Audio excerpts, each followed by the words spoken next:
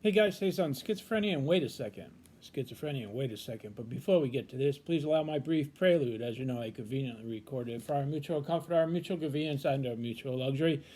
And hey, listen, I'm no spring chicken. I'm not. I'm not a spring chicken. People come up and ask me all the time, spring chicken? Spring chicken? All the time. No, no, no. I'm not a spring chicken. I've been around a few preludes in my many years. I'm telling you, this prelude has got something particularly luxurious. Like ever luxurious, peanut butter. Hello there, my name is Robert Francis. You've stumbled on my Unconquering Schizophrenia YouTube channel, where me and the bird... The bird's on vacation, that's so I right, can we bring talk you the schizophrenia. Companion, Book 2. This is the cut of my jib right here for reasons of my medical Essential Schizophrenia confidentiality. Companion. I'm a licensed clinical social worker, practiced 15 years. Companion. That's a lot of gabbing and chatting. I've been diagnosed with schizophrenia. It's not the for a companion, score, it's 5 the and 1. companion. It's a little gray fleck in my beard. Big difference. Thank you for joining me on my channel. Now, To topic. topic. When I was in my 20s and I first had psychosis, confusion ran wild. And I'll tell you why, because it's a very confusing when you're first living with schizophrenia to try to make sense of psychosis.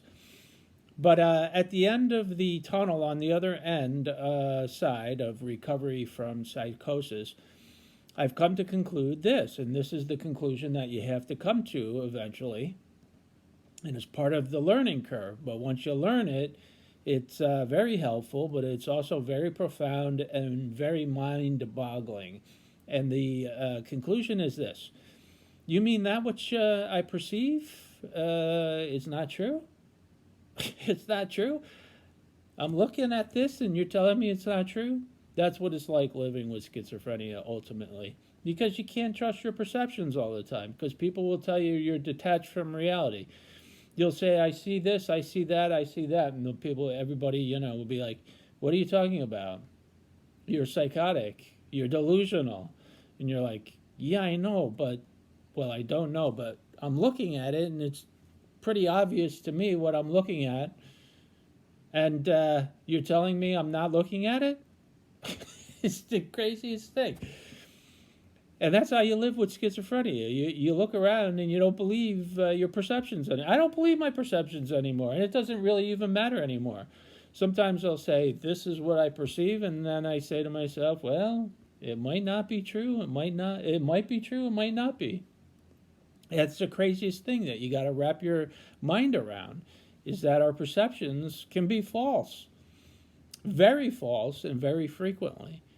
I'm looking at something, it seems to be, and people are like, nope, nope, nope. And understanding that and using that has been such a huge part of my recovery.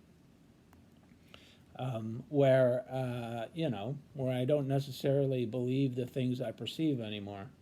People will tell you, no, it's not true. And you're like, wait a second. But to implement that understanding where you're looking at something and then you say to yourself, I don't see it. That's coping with schizophrenia. And it took a long time for me to learn that.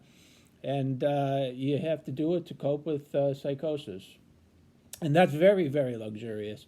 Very luxurious. And like peanut butter. Not everybody like it. Peanut butter's good. Peanut butter's real good. You can put it in all sorts of stuff. All right, guys. Enjoy some peanut butter. We'll see you next time.